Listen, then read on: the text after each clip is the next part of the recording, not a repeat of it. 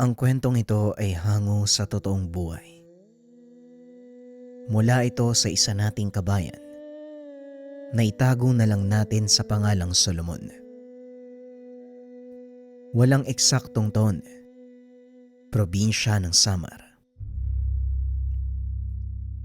Ang bertud at kakayahan na inyong matutunghayan, masasabing isa sa pinakakakaiba, isa sa pinakamalakas na tinangan ng isang tao. Nagagawa ng mutya na ito ang magpagaling ng anumang karamdaman at sa pambihirang pagkakataon, nagagawa nitong bumuhay ng namatay. Ito ang naging karanasan ng ating tampok na karakter. Si Solomon ay lumaki sa pangalaga ng kanyang lolo Mako, isang mahusay na serohano. Maliban sa pagiging manggagamot, kilala din sa kanilang baryo bilang malakas na mambabarang. Ngunit sa kabila nito, kinagigiliwan at inrerespeto ng mga tao si Mang Mako dahil marami itong natulungan gamit ang kanyang kapangyarihan. Nang mga sandaling ito, 10 taong gulang pa lamang si Solomon. Kakarating pa lang sa tahanan ni Mang Mako, inihatid ng kanyang ina para doon muna pansamantalang manirahan habang inaayos ang buhay sa syudad. Nung una, naging mahirap para kay Solomon ang lahat. Dahil hindi to sanay sa buhay probinsya, lalo pa at walang kuryente. Tanging gasera at kandila lang ang nagsisilbing liwanag sa gabi. Sa umaga naman, walang ibang nakikita si Solomon kung hindi ang mga alagang hayop. Palaging nagmumukmok ang paslit sa kwarto o hindi kaya naman nakaupo sa ilalim ng puno ng mangga. Naghanap ng paraan si Mang Mako para mabaling ang atensyon ng apo. Ito ay ang turuan si Solomon ng ilang simpleng pamamaraan, kagaya ng pagpapatubo ng halaman gamit ang mga orasyon. Hindi naman nabigo si Mang Mako dahil nagawa nitong ibaling ang atensyon ni Solomon. Kaso nga lang ang problema, seneryoso nito ang pagiging manggagamot. Mukhang tuwang-tuwa ka sa ginagawa mo ngayon, Solomon. Ano sa palagay mo? Maganda ba ang merong taglay na kakayahan? Simpleng kaalaman ng pambabarang pa lang ang itinuro ko sa iyo. Meron pang mas malalim at mas komplikadong pamamaraan kaysa sa pagpapatubo ng halaman. Wika ni Mang Mako habang nag-iikot sa ginawang hardin ng apo. Parang gusto ko pong pag-aralan yung lahat ng nalalaman niyo, Lolo kung tuturuan niyo ko. Tugon ni Solomon. Depende sa magiging takbo ng panahon, apo. Bata ka pa. Mahaba pa ang landas na tatahakin mo. Sa ngayon, makontento ka muna sa kung ano ang nalalaman mo at kung ano ang kayang gawin. Wika ni Mang Mako. Ngunit walang nakapigil ng kagustuhan ni Solomon na matuto.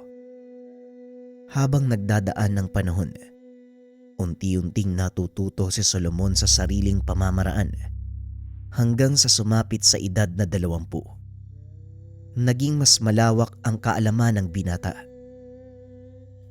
Mukhang hindi na kita kailangang turuan. Mahusay ang paggamit mo ng kaalamang itinuro ko sa iyo. Ngayon, siguro handa ka na para mas magtaas pa ng aral. Ibig sabihin ho, tuturuan mo na ako? Yan ay kung gusto mo. Oo naman ho, matagal ko nang hinihiling sa inyo na turuan ako Pues, ituturo ko sa iyo ang lahat ng aking kaalaman. Ngunit sasabihin ko ngayon pa lang, hindi biro ang pagdadaanan mo.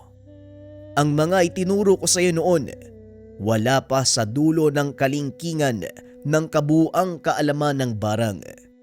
Sana lang ay makayanan mo. Hindi ho ako nangangako, pero hindi rin ako susuko. Sisikapin kong makayanan anuman ang pagsubok na pagdaanan ko. Pag-uusap ng maglolo. Nang gabing iyon, inilabas ni Mang Mako ang napakaraming libro. Lahat ng ito ay tungkol sa pambabarang. Naglalaman ito ng ilang pamamaraan kung paanong gagamitin ang kakayahan sa mabuting paraan. Ang nilalaman ng mga libro na yan, pamamaraan kung paanong gamitin ang pambabarang sa panggagamot. Aba lolo, mukhang marami nga to ah. Pero sige, pag-aaralan ko po ang lahat. Wika ni Solomon. Napansin nito ang isang itim na libro na gawa sa balat ng hayop ang takip. Akmang dadamputin na sana ng binata nang biglang agawin ni Mang Mako. Hindi pa para sa'yo ang nilalaman ng aklat na ito. Hala sige na, magpahinga ka at bukas mo simula ng pag-aaral. Sandali lang ho lolo, ano ba ang laman ng libro na yan? Ang nilalaman ng librong ito ay ang madilim na katotohanan ng kaalaman sa pambabarang. Ayokong matutunan mo ang mga aral mula sa librong ito dahil hindi ko gustong matulad ka sa akin. Wika ni Mang Mako. Wala po akong alam sa kung anong nangyari sa inyo sa nakaraan lolo. Wala rin naman nasabi sa akin si nanay tungkol sa inyo eh. Maaari ko po bang malaman ang kwento nyo? Alam kong kukulitin mo ko tungkol sa bagay na yan. O siya sige, ipapaliwanag ko sa'yo. Kumuha ka muna ng kape. Mahaba ang ating pag-uusapan. Wika ni Mang Mako. Dali-dali namang tumayo si Solomon para sundin ang utos ni Mang Mako. Pagbalik nito, bitbit ang 2 tasa ng kape. Sinimula ng matanda ang pagsasalaysay. Alam mo ba Solomon, hindi ako talaga manggagamot. Gaya mo, nagsimula akong matuto ng kaalaman sa pambabarang. Sa murang edad ako nagsimula, ngunit taliwas sa mga nalalaman mo ngayon ang aking natutunan. Ano? Ano po ang ibig niyong sabihin? Ang aral mula sa aklat na ito ang aking natutunan. Sa ngayon, hahayaan kitang basahin ang nilalaman nito. Pero hindi ako papayag na pag-aralan mo ang kaalaman ng pagpatay ng tao gamit ang barang. Wika ni Mang Mako. At habang binabasa nito ang nilalaman ng aklat, pinaliwanag ni Mang Mako ang kanyang nakaraan. Kaunting pagbabalik tanaw sa buhay ni Mang Mako. Nang mga panong ito, 10 taon pa lang si Mang Mako at gaya ni Solomon, natutong mamuhay sa piling ng ibang tao dahil iniwan din ito ng mga magulang. Sa kasamaang palad, hindi maganda ang mga itinuro sa kanya ng taong kinalakihan. Kinakatakutang mambabarang sa kanilang baryo ang tsuwi ni Mang Mako na ang pangalan ay Tasyo. Kasagsagan ng digmaan laban sa mga Hapon ng mga sandaling iyon, kaya nababalot ng karahasan ang buong bayan. Upang mabuhay, pinili ni Mang Tasyo na kumapit sa patalim. Ito ay sa pamamagitan ng pag-anib sa mga Hapon. Malaking pera ang pangako ng mga opisyal ng militar kapalit ng pagkamatay ng ilang mahalagang opisyales ng mga dayuhan. At ang ginamit nilang pamamaraan sa pagpatay ay ang ritual ng pambabarang. Ito na ang buhay mo ngayon, Mako. Wala ka nang magagawa kung hindi yakapin ito. Wala nang mga magulang mo at kung gusto mong mabuhay sa panahong ito, sumabay ka sa Agos. Wika ni Mang Tasyo. Pilit itong tinuruan si Mako ng mga aral ng pambabarang hanggang sa lubusan nitong matutunan ang lahat. Isang araw habang nagsisibak ng kahoy, May mga taong dumating at kinausap si Mang Tasyo. May inabot na papel ang mga ito at isang litrato. Matapos makipag-usap, umalis na ang mga ito. Nilapitan ni Mang Tasyo si Mako upang kausapin. Siguro naman handa ka na para sa una mong trabaho, Mako. Eto, basahin mo ang nilalaman ng papel na yan. Pagmasdang mabuti ang larawan. Yan ang unang papatawan mo ng parusang kamatayan. Nanlaki ang mga mata ni Mako sa sinabi ng Shuin. Ngunit wala na itong magagawa. Dahil sa oras na tumanggi ay paparusahan ito ni Mang Tasyo. Bagaman labag sa kalooban, ginawa ni Mako ang utos ng Shuin. Pagsapit ng dilim, sinimula ng binatang Mako ang pambabarang. Sa una ka lang uusigin ng konsensya, Mako. Pero sa oras na matapos mo ang pagpaparusa, sisiguraduhin ko sa'yo, hahanap-hanapin mo ang pakiramdam na yon. At isa pa, masamang tao ang papatawan mo ng parusa. Kaya huwag kang mag-alala dahil kahit papano, kabayanihan ang ginagawa natin para sa bayan. Wika ni Mang Tasyo. Inisip na lang din ni Mako na para sa ikabubuti ng lahat ang pagkitil niya ng buhay, kaya itinuloy nito ang pinapagawa ng Shuin. Ilang araw matapos barangin ni Mako ang opisyal, nakatanggap ng balita ang mga ito. Kinumpirma ang kamatayan ng taong iyon. Halos hindi makapaniwala ang binata. Nakapatay siya ng tao sa kauna-unahang pagkakataon. Nasundan pa ito ng ilan pang biktima hanggang sa tila nasanay na lang si Mako. Napatunayan itong totoo ang sinasabi ng Shuin. Natagpuan ng binata ang sarili, aliw na aliw sa pagkitil ng buhay gamit ang kaalaman ng barang. Habang tumatagal, tila hindi na kontrolado ni Mako ang sarili na kahit ang mga inosenteng kababaryo, binabarang nito. Kaunting pagkakamali lang ng mga tao sa kanya, tinataniman niya ng sakit. At ang pinakamalalang nagawa ng binata nang patayin nito ang Kapitan del Barrio, nang minsan siyang sitahin dahil sa pag-inom ng lambanog sa tabi ng daan. Walang pagdadalawang isip itong binarang ni Mako hanggang sa namatay.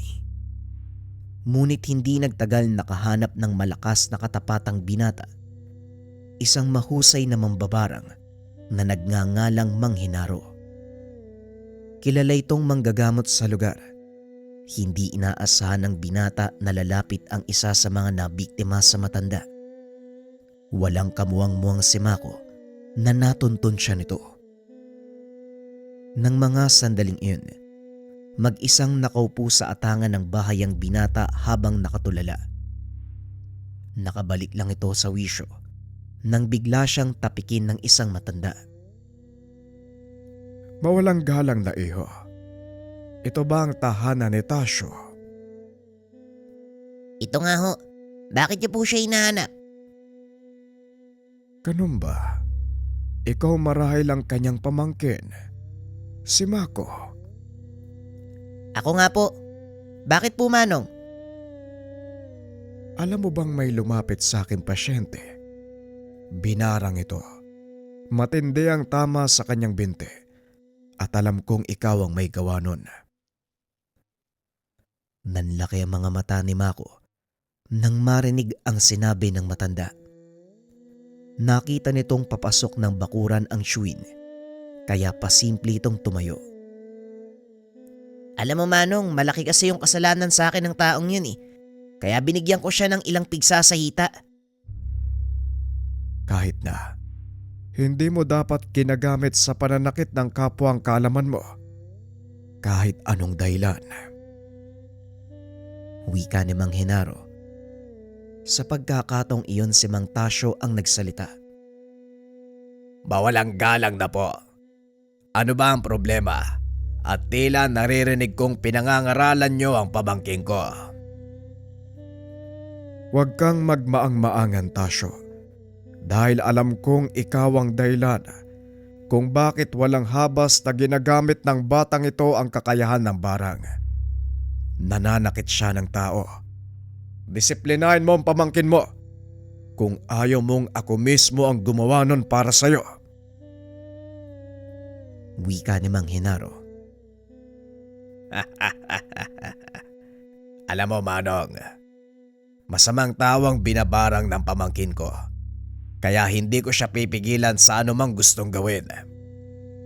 Kahit ang pagpatay sa Kapitan Del Barrio ng kabilang barangay, mabuting tao si Kapitan Bertega at wala kong nakikitang dahilan para patayin niyo ang taong iyon.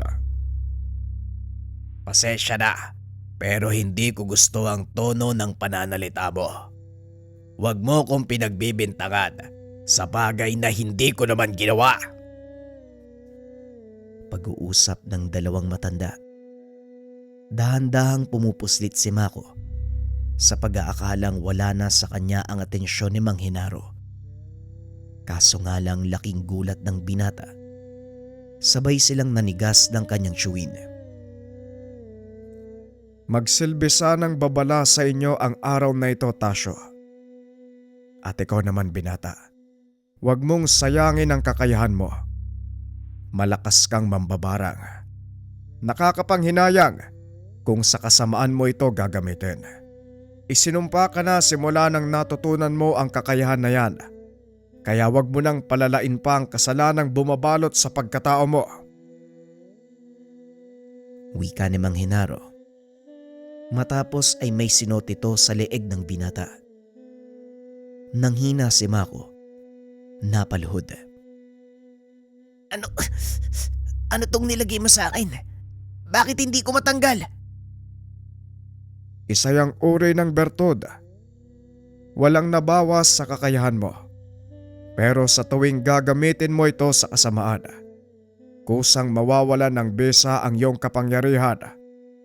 Simula ngayon, matututo kang pag-aralang gamitin ang barang sa pagtulog, hindi para maminsala ng iba. Wika ni Mang Henaro. Nilingon nito si Mang Tasyo na noon ay namimilipit habang sinasapo ang lalamunan. At ikaw naman, dahil wala kang kakayahang magdisiplina, sa halip na ikaw ang maging mabuting ehemplo, dinala mo sa sangang daan ang pamangkin mo. Hayan tuloy naligaw. Yan ang bagay sa'yo. Humarap sa nilalang na nagbigay ng kapangyarihan mo. Tinutok ni Mang Henaro ang kanyang daliri sa leeg ni Mang Tasyo. Walang pagdadalawang isip itong pinatay. Muling binalikan ng matanda si Mako. Inakay ito para tumayo. Sumama ka sa akin. Wala kang mararating sa lugar na ito. Mapupuno lang ng galit ang puso mo.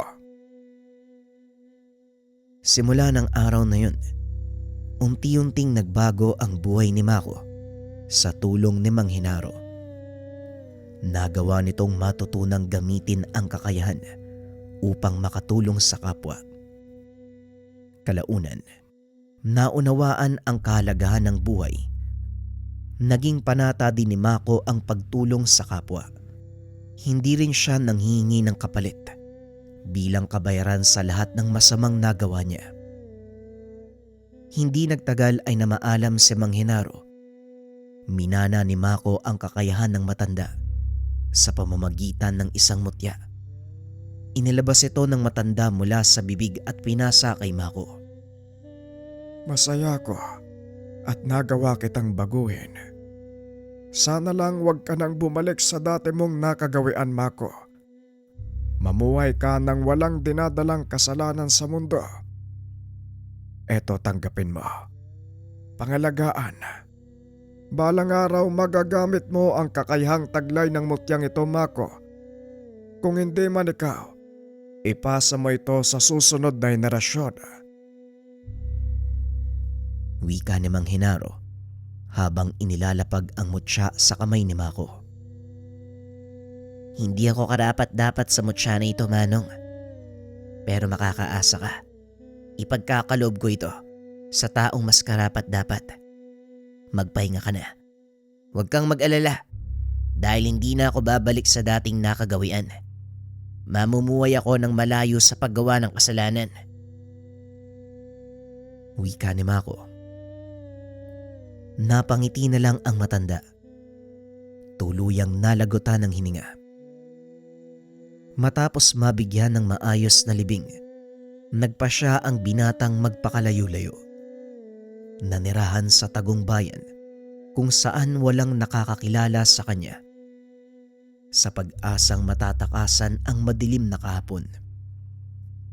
Dito niya nakilala ang babaeng naging katuwang sa buhay. Nagkaroon sila ng isang anak. Ngunit kalaunan ay namatay din. Silang dalawa na lang ng anak ang magkasama sa buhay. Kaso nga lang sa pagtagal, bumuo ng sariling pamilya. Iniwan ang nooy matanda na si Mang Mako. Balik tayo sa kasalukuyan. Yon ang dahilan kung bakit ka nandito ngayon, Solomon. Madaling araw na pala at mukhang wala ng oras para matulog. Kung gusto mong magpahinga, matulog ka, apo. Wala ka namang gagawin ngayon, hindi ba? Wala naman po, Lolo. Siguro, iidlip na lang ako sandali.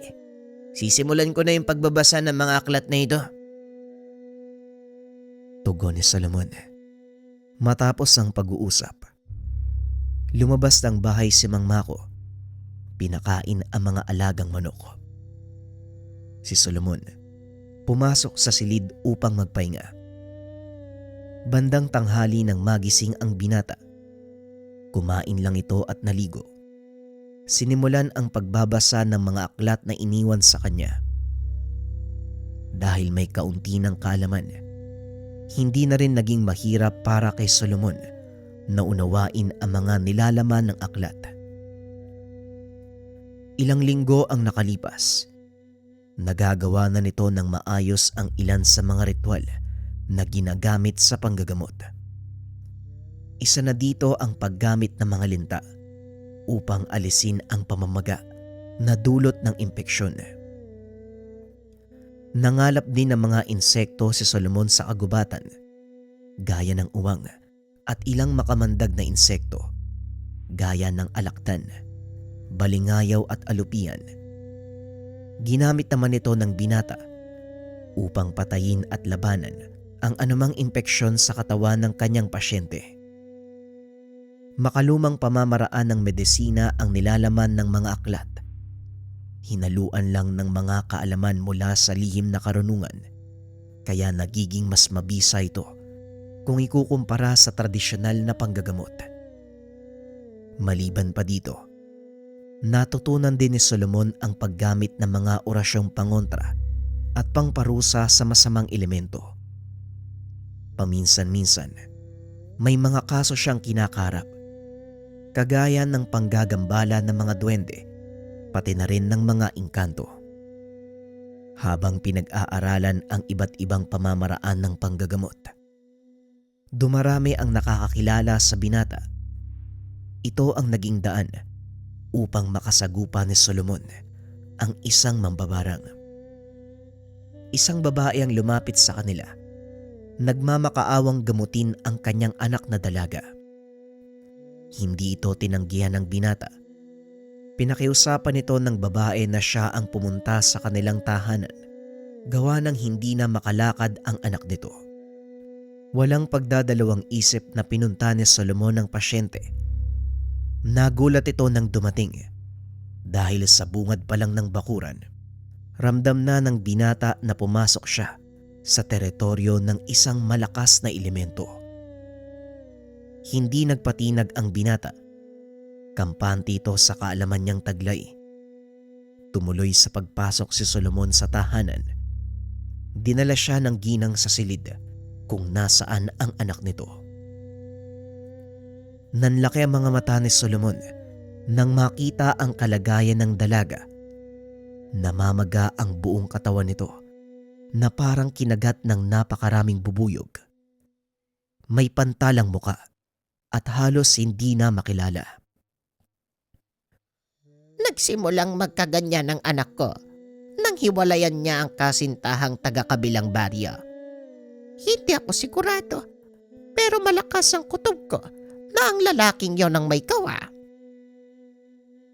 Wika ng ginang na itago na lang natin sa pangalang Aling Melissa. Malalaman po natin yan mamaya, Manang. Kakailanganin ko po ng kandila at ilang piraso ng malinis na papel. Wika ni Solomon. Dali-dali namang nagpakuha ang ginang ng mga kakailanganin nito. Matapos maibigay, sinimula ng binata ang pagtatawas.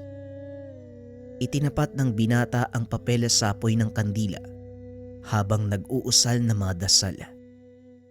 Ilang sandali lang, tinignan ng binata ang papel at napangiti. Hindi nga ho kayo nagkamali, Ginang Melissa. Isang lalaki nga ang may gawa nito sa kanya. Wika ni Solomon habang ipinapakita ang imaheng nabuo. Nakaharap ang papel sa ina ng pasyente. Unti-unti namang nabuo ang isa pang imahe sa mismong papel. Ano ang ibig sabihin nito, Solomon? Bakit may namumuo pang imahe? Hindi mo naman itinatapat sa apoy ang papel. Tanong ni Aling Melissa. May malakas na nilalang sa likod ng lalaki. Maaaring isang elemento o taong may kaalaman sa pamiminsala. Gumagamit siya ng ritual. Sa madaling salita, isang mambabarang ang nilapitan ng lalaking ito para parusahan ang anak niyo. Wika ni Solomon. May magagawa pa ba tayo para mapigilan silang sakta ng anak ko? Tanong ni Aling Melissa. Meron no, at ako nang bahala doon. Pero nais ko munang marinig ang panig ng anak niyo. Dahil alam kong may rason kung bakit ito ginawa sa kanya.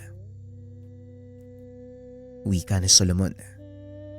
Kahit papano, nakakapagsalita naman ang pasyente. Ngunit kailangang ilapit ng kanyang ina ang tenga para marinig ang sasabihin nito. Ayon sa pasyente, hiniwalayan ng dalaga ang lalaking iyon dahil na din sa mahirap lang ito. Napagsabihan ng masakit na salita at marahil ay lubos nitong dinamdam ang mga nasabi. Ngunit alam ni Solomon na meron pang mas malalim na dahilan upang humantong sa pambabarang ang lahat. Kumuha ito ng botelya mula sa kanyang bulsa. Ipinahid ito sa noo ng dalaga. Langapin mo ang mabangong sangyo ng lana. Makakatulong ito para gumaan ang pakiramdam mo. Wika ni Solomon. Huminga ng malalim ang pasyente at nakatulog. Abay, bakit mo naman pinatulog ang anak ko, Solomon? Wag ho kayong mag-alala. Ilang segundo lang ay magigising siya uli. At sa pagkakataong iyon, sasabihin niya sa atin ang totoong pangyayari. Wika ni Solomon. Ilang sandali nga ang nakalipas ay nagising ang dalaga. Muli itong tinanong ni Solomon. Ngayon, maaari mo na bang sabihin ang katotohanan? Hiniwalayan ko yung lalaki dahil may mahal na akong iba. Mas mayaman ko ikukumpara sa kanya at kayang ibigay ang lahat ng gusto ko. Wika ng dalaga. At ayon pa dito, matagal niya nang niloloko ang kasintahan. Lingid sa kaalaman nito, meron pang karelasyon ng dalaga. Sa kasamaang palad ay natuklasan nito. Kung minsan, hindi natin masisisi ang mga taong bumaling sa kasamaan dahil tayo mismo ang nagtutulak sa kanilang gumawa ng masama. Ang kilos natin, kung paano natin silang ituring at palagahan, yan ang nagdidikta kung hanggang saan ang kayang gawin ng kapwa natin sa atin. Wika ni Solomon. habang inaayos ang mga kagamitan. Abay, teka, saan ka pupunta? Hindi pa tapos ang gamutan. Wika ni Aling Melissa habang hawak sa braso ang binata. Wala namang kailangan tapusin. At kung meron man, ang anak nyo ang may hawak nun. Hindi ako. Parang sinasabi mo, kasalanan pa ng anak ko kung bakit siya nagkaganya. Hindi nga ba? Ha? Hoy babae, sino ang nagloko? Hindi mo ba narinig ang lahat ng sinabi ng anak nyo? Lahat yon ay katotohanan. Dahil ang lanang ipinahid ko sa kanya, pipilitin siya magsabi ng totoo. At sa tuwing magsisinungaling ang taong papahiran niyan, makakaramdam siya ng matinding init na parang sinusunog ang bahagi ng balat kung saan ito ipinahid. Hindi ako naniniwala. Anak, anong sinasabi ng taong to? Hindi sumagot ang dalaga, kaya naman nagpatuloy sa paglalakad si Solomon. Kaso nga lang, pinigilan nito ni Aling Melissa. Hey, sandali lang. Wala ka bang magagawa para pagalingin ang anak ko? Nakasalalay yun sa kanya kung paano siyang gagaling. Ikinalulungkot ko, ngunit wala na ako. Hindi na ituloy ng binata ang sasabihin dahil biglang napasigaw ang dalaga. Nakita nitong nabasa ng dugo ang kumot na nakatakip sa katawan ni Annalisa. Biglang nakaramdam ng awa si Solomon. Bagaman labag sa kanyang alituntunin, pinili ng binatang gamutin ng dalaga dahil kung wala siyang gagawin, tuluyan nitong mamamatay. Hinawakan ni Solomon ang pulso ng pasyente, nag-usal ng mga dasal. Pinalabas ang lahat ng nasa silid. Isinara ang mga bintana. Tanging silang tatlo lang ni Aling Melissa ang naiwan sa loob ng silid. Kailangan kong matunto ng kinaroroonan ng mambabarang na nagparusa sa kanya. Wika ni Solomon. Nag-usal ito ng mga dasal panghuli sa pagbabakasakaling matutunton ang mambabarang. Ngunit napahinto ang binata nang bigla itong makaramdam ng mabigat na presensya sa paligid. Anong nangyayari? Bakit ka natigilan? Tanong ni Aling Melissa. Huwag kayong lalabas ng kwartong ito. Hanggat maaari, wala rin kayong papapasukin. Wika ni Solomon. Dali-dali itong lumabas ng silid. Nagulat ang binata. Wala ng tao sa sala. Dahan-dahan itong naglakad palabas ng tahanan at doon nakita ang isang lalaking nakatayo sa bakuran. Ikaw pala ang manggagamot na sinubukan akong hanapin. Huwag ka nang mag-aksaya ng lakas. Nandito na ako sa harapan mo. Pero, hindi ba ikaw ang apo ni Mang Mako? Bakit mo tinutulungan ng mga taong ito? Alam mo ba ang buong kwento? Tanong ng lalaki. Oo, alam ko ang buong kwento. At kahit ano pa ang dahilan, wala kayo sa lugar para pumatay ng tao bilang kaparusahan. Wika ni Solomon. Isang mambabarang na hindi kumikitil ng tao. Yan ba ang gusto mong ipakilala sa akin? Alam mo ba ang kasaysayan ng tinitingala mong Lolo Mako? Muling wika ni Crisostomo. Alam ko ang pinagmulan ng lolo Mako ko at hindi ko yon ikinakaya. At mukhang hindi yata akong dapat sumagot ng katanungan na yan mula sa'yo. Hindi na ako magtatanong kung bakit mo binarang ang dalagang nakatira sa tahanang ito. Malaki ang pagkakamaling nagawa niya at sa palagay ko, nararapat lang na tumanggap siya ng kaparusahan pero hindi sa ganitong paraan. Wika ni Solomon.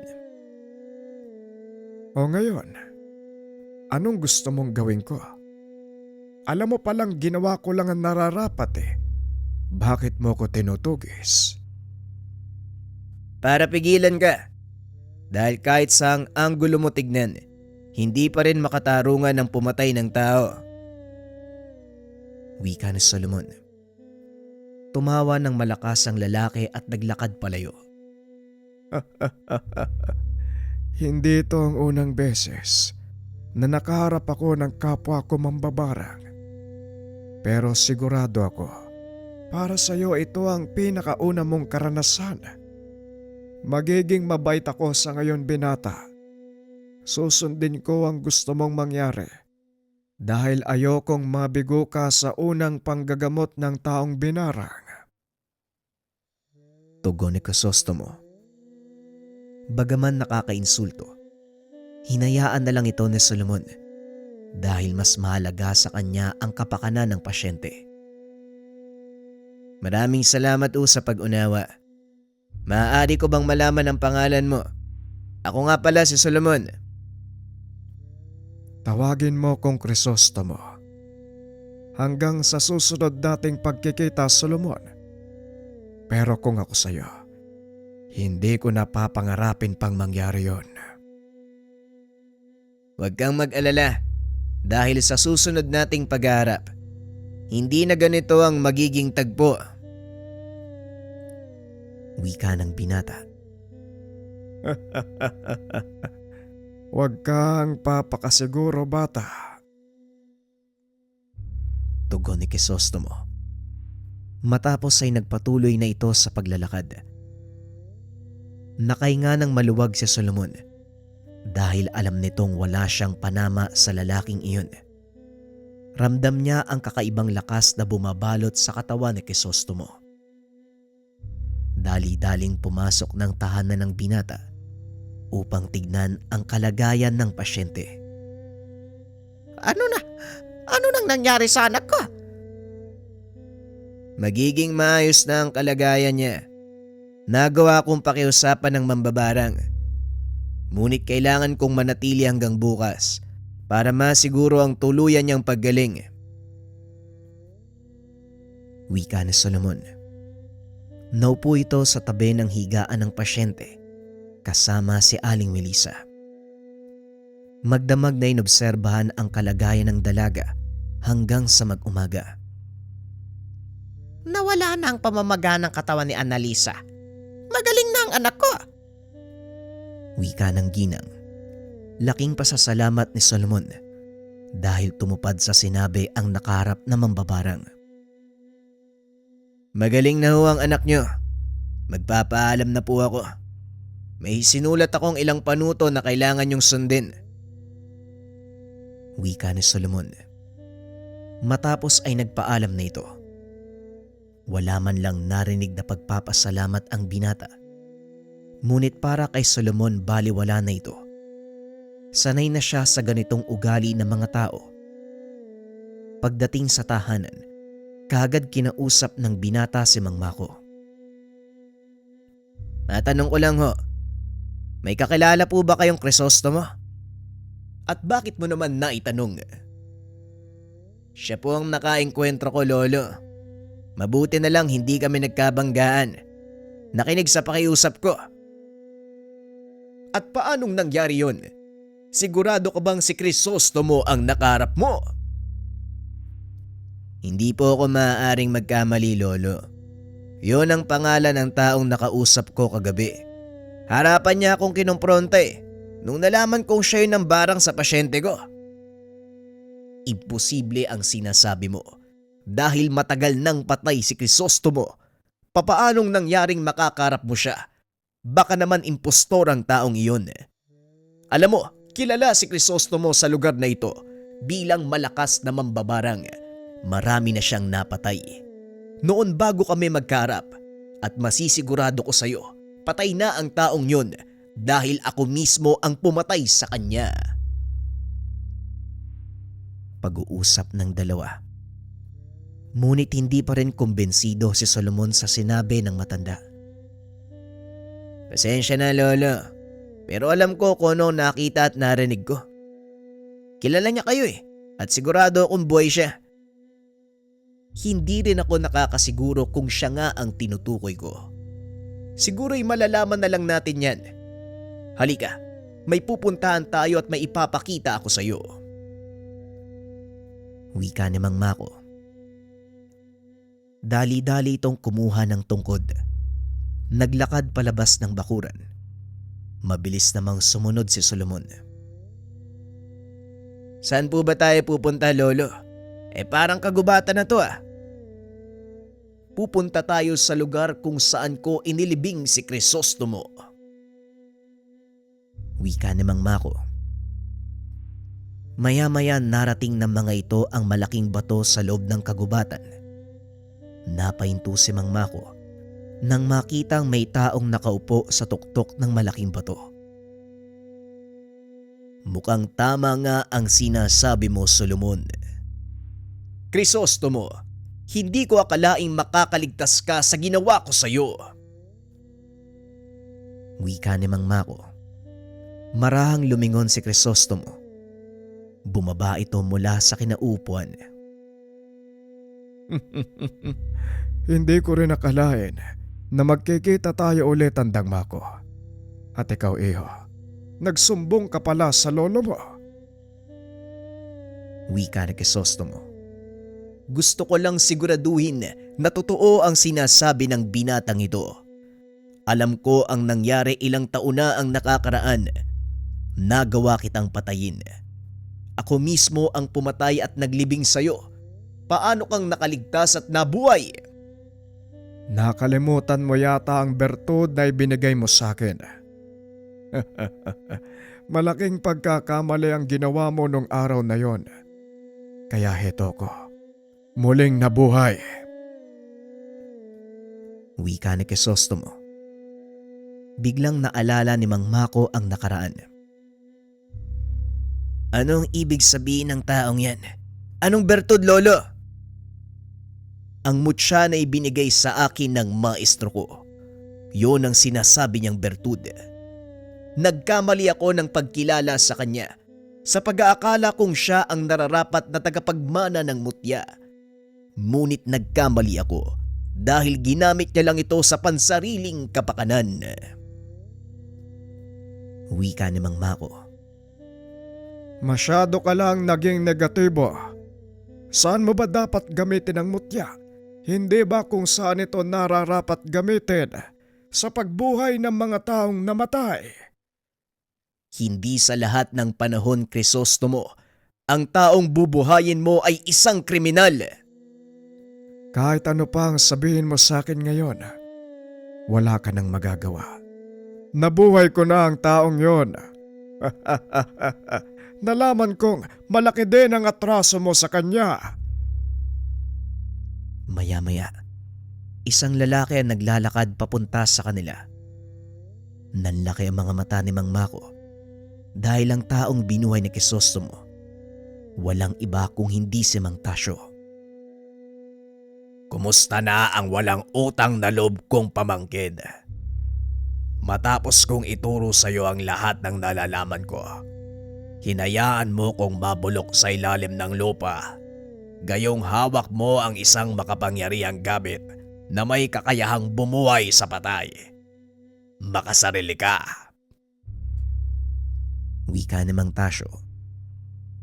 Hindi makapagsalita si Mang Mako. Hindi makapaniwalang nabuhay ang tiyuhin na matagal nang patay. Lolo, kilala mo ba ang taong yan? Oo, Solomon. Siya ang tiyuhin kong si Tasyo. Alam ni Solomon na mapanganib ang taong iyon. Kaya dali-dali itong nagtaas ng depensa. Ngunit pinigilan nito ni Mang Mako. Hindi mo sila kakayanin. Masyadong malakas ang taong yan para sa'yo. Alam ko, pero hindi rin ako papayag na pareho tayong mamatay nang hindi lumalaban. Hinawakan ni Mang Mako ang kamay ng binata at muling nagsalita. Ako ang gumawa ng problemang ito, kaya hayaan mong ako ang humarap. Umalis ka na sa lugar. Iligtas mo ang iyong sarili. Hindi kita pwedeng iwanan, Lolo. Makinig ka sa akin. Hindi dapat masayang ang buhay mo. Marami ka pang matutulungan. Kaya't sige na, umalis ka na. Hindi, Lolo. Hindi ako aalis sa tabi mo kahit ano pang sabihin mo.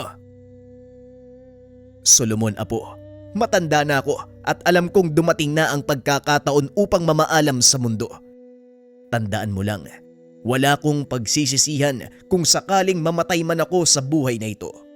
Nagawa ko na ang dapat kong gawin, samantalang ikaw ay nagsisimula pa lamang. Pero Lolo, hindi pwede. Umalis ka na. Tandaan mo, ipinagmamalaki kita.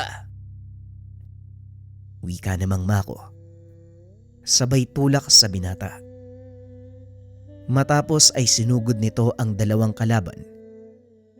Hindi maiangat ni Solomon ang kanyang katawan dahil sa malakas na enerhiyang bumabalot sa paligid. Nang mag-angat ng tingin si Solomon, nakita nitong nakikipagpalitan ng atake ang matanda gamit ang mga dasal. Pero kung titignan, nakatayo lang ang mga ito at nagtititigan. Hindi makikita ng pangkaraniwang mata ang mga sandatang nagliliparan sa pagitan ng magkabilang panig. At dahil mag-isa si Mang Mako, wala itong magawa. Pilitin man ni Solomon, hindi niya magawang maiangat ang katawan dahil sa lakas ng tigalpong ibinato sa kanya. Napasigaw si Solomon nang makita nitong napaluhod ang matanda. Lumingon ito sa kanya at ngumiti. Ito ang huling beses na nakita ni Solomon ang mukha ng matanda. Matapos ay bigla itong naglaho, kasabay ng dalawa pang kalaban. Umalingaw-ngaw sa paligid ang boses ni Crisostomo. Magpalakas ka. Dahil sa oras na magkaharap tayo muli, hindi kita bibigyan ng pagkakataong mabuhay. Matapos ay muling nabalot ng katahimikan ang paligid ng gubat at tila walang nangyaring gulo. Dali-daling tumayo si Solomon. Bumalik sa kanilang tahanan sa pag-asang panaginip lang ang lahat. Ngunit sa kasamang palad, pagdating nito sa tindahan hindi niya nakita si Mang Mako. Maging ang tungkod nito ay wala sa lugar. Parang pinagsukluban ng langit at lupa si Solomon ng mga oras na yun. Hindi nito alam ang gagawin dahil biglang nawala ang lahat sa kanya sa isang iglap. Bahagya din itong sinisisi ang sarili dahil kung hindi niya tinanggap ang pasyenteng pinarusahan ni Crisostomo, hindi sana mangyayari ang lahat ng ito. Ngunit sa halip na magmukmok, sinikap ng binata na ibangon ang sarili. Naalala ang sinabi ni Crisostomo. Nabalot ng matinding galit ang puso ng binata. Dali-dali itong pumasok sa silid ni Mang Mako. Kinuha ang ipinagbabawal na aklat. Pasensya na, Lolo, kung susuwayin ko ang iyong kautusan.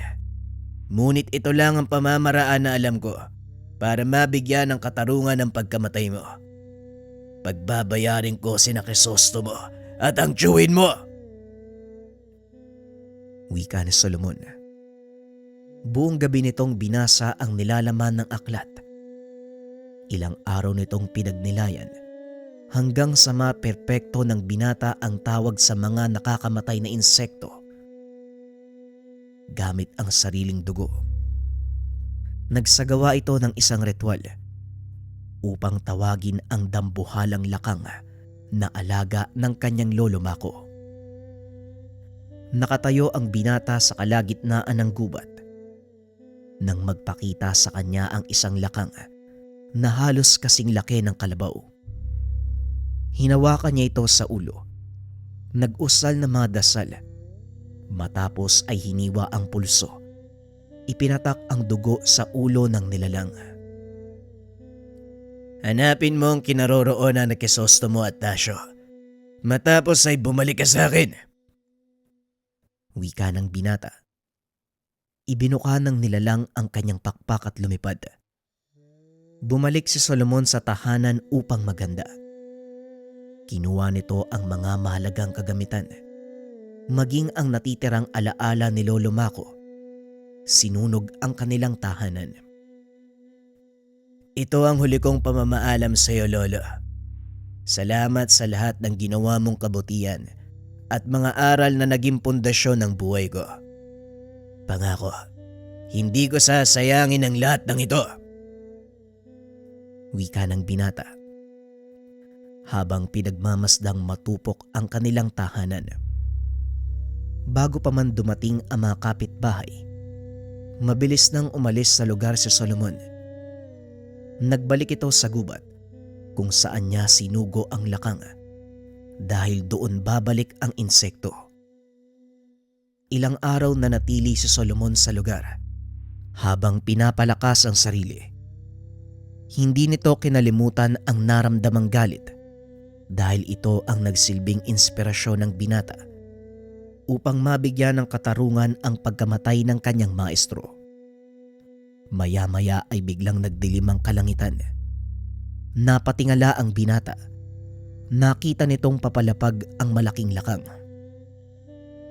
Mabuti naman at nakabalik ka na, kaibigan. Alam ko na kung saan sila hanapin. Lolo Mako, para sa inyo ang gagawin ko. Wika ni Solomon. Mabilis itong naglakad palabas ng kagubatan. Sinundan nito ang malaking lakang pabalik sa kinaroroonan nila Crisostomo. Dinala ng lakang ang binata sa isang yungip na malapit sa ilog. Naramdaman ni Solomon ang presensya ni Crisostomo, kaya sigurado itong nasa loob ng kuwebang iyon ng kalaban.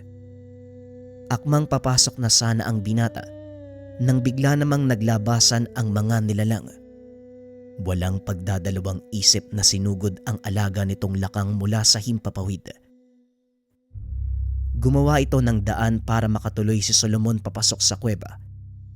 Ngunit habang naglalakad, narinig nito ang pagtawa ni Crisostomo. Mukhang hindi ka makapagantay. Talagang ikaw pa ang sumugod sa aking kinaroroonan. Hindi na ako magtataka kung paano mo kong natunton. Binuksan mo ang pinagbabawal na aklat ni Mang Mako. Oo, at ginawa ko yun para sa kanya. Ngayon sa palagay ko, handa na akong harapin ka at pagbayarin sa ginawa mo. Mahusay. Balot ka ng galit at paghiganti. Yan ang gusto ko. Mas lalo akong lalakas sa oras na matalo kita. Gaya ni Mang Mako, mapapasakin ang kaluluwa mo. Wika ni Crisostomo. Lumipad ang lakang at dumapo sa bandang likod ni Solomon na parang pinoprotektahan nito gamit ang naglalakihang mga sungay. Hindi paghihiganti ang pakay ko sa'yo. Kung hindi pagbibigay ng katarungan sa pagbatay mo kay Lolo Mako. Wika ni Solomon. Nagbato ito ng tigalpo at tinamaan si Crisostomo. Hindi nito inasahan ang gagawin ng binata, kaya naman hindi siya nakapaganda. Nagtamo ng malaking sugat sa pisngi si Crisostomo na labis itong ikinagalit. Akmang gaganti na sana ito ng pag-atake. Ngunit nang tignan si Solomon, wala na ang binata sa kinakatayuan. Tignan natin kung may magagawa ka laban sa mga hindi nakikitang kalaban. Magaling! Ito ang gusto kong laban. May naitatago ka rin palang kausayan. Muling sumalakay si Solomon. Sa pagkakataong iyon malakas sa suntok ang binitawan. Muli siyang naglaho. Hindi pa man nakakatayo si Crisostomo. Muli na namang sumalakay ang binata gamit ang mga dasal pang atake. Walang hiya ka. Iniinsulto mo! Hindi nito naituloy ang sasabihin. Isang sibat ang tumarak sa kanyang katawan. Nang mapayuko ito, Nakita niya si Solomon na lumabas mula sa ilalim ng lupa. Hindi lang ikaw ang may alam sa pagsasanay sa pambabarang. Alam ko ang bawat galaw mo, kaya pasensyaan tayo. Dahil ikaw ang hindi ko hahayaang mabuhay. Wika ni Solomon. Matapos ay muli itong naglaho. Hindi na magkamayaw si Crisostomo dahil sa mga natamong sugat. Sunod-sunod na hagupit pa ang natanggap habang nakaluhod. Hanggang sa tuluyan ng tapusin ng binata ang buhay nito sa pamamagitan ng pagputol ng kanyang ulo. Para yan sa pagpatay mo kay Lolo Mako. Ngayon siguradong matatahimik na ang kaluluwa niya. Wika ni Solomon. Maya-maya ay lumabas sa yungib si Mang Tasyo. Pumapalakpak habang nakatitig ng nakakaloko. Mahusay! Nagawa mong talunin si Crisostomo. Ngayon malaya na ako. Nasaan ang mutya?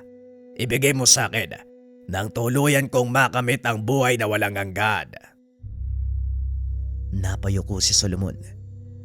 Nakita ang mutya na suot ng kalaban. Dali-dali niya itong kinuha at ipinatong sa bato, sabay hampas ng itak. Walang iya ka! Bakit mo sinira ang mutya? Hindi mo ba alam? Alam kong kaya nitong ibalik ang buhay ni Lolo Mako. Pero mas gugustuhin ko na hindi yun mangyari. Habang nandito ang mutyang ito, marami pang kagaya ni Crisostomo ang sisibol. Isang bagay pa nga pala, hindi ka naaabutan ng sikat ng araw. Muli kang babalik sa pagiging alikabok. At kahit saan ka magsuot, hindi mo matatakasan ng kamatayan. Wika ni Solomon sabay talikod. Naglakad ito palayo. Sumugod naman si Tasyo, ngunit hinarang ito ng malaking lakang gamit ang kanyang malaking sungay. Idinikit nito sa puno ang matanda. Tumayo sa tabi ng lakang si Solomon. Pinanood na tamaan ng sikat ng araw si Tasyo. Unti-unting napudpod ang katawan hanggang sa tuluyang maging alikabok. Naisagawa na natin ang ating misyon, kaibigan. Maaari ka na magpahinga. Wika nito sa lakang. Nagukayang malaking nilalang upang ibaon ang sarili sa lupa. Umalis na sa lugar si Solomon. Nagbalik sa nasunog na tahanan at doon ay nagtayo ang binata ng isang maliit na lapida gawa sa bato na merong pangalan ni Mang Mako. Nag-alay ng mga bulaklakang binata, nag-usal ng ilang panalangin. Sabay buhos ng paboritong lambanog ng kanyang lolo sa lapida. Paalam, Lolo Mako. Salamat sa lahat. Huwag kayo mag-alala. Alam ko na ang daan kong tatahakin. Magpahinga na kayo. Hanggang sa muling pagkikita. Matapos ang kaganapang iyon, nilisan ni Solomon ang baryong kinalakihan. Pinili nitong magpakalayo-layo at mamuhay sa ibang panig ng bansa. Hanggang sa mapadpad ito sa Kamaynilaan, doon ipinagpatuloy ni Solomon ang kanyang panggagamot. Maraming kumilala sa kanyang kausayan, ngunit wala ni isa sa mga ito ang nakakaalam ng totoong pagkatao ng binata. Gayunpaman, ginamit ni Solomon ang nalalaman para makatulong sa iba. Sa kasalukuyan, patuloy siyang nanggagamot. Hindi nito kinakaya ang pamamaraang ginagamit na mula sa kaaraman ng barang. Ayon sa kanya, wala namang nakakaalam na isa akong mambabarang at hindi na ito kailangang ipagkalandakan. ito ang mga huling salita na binitawan ni Solomon nung ipagkatiwala niya sa inyong lingkod ang kanyang kasaysayan. Ang kwento ng isang binata natutong manggamot gamit ang kaalaman ng barang.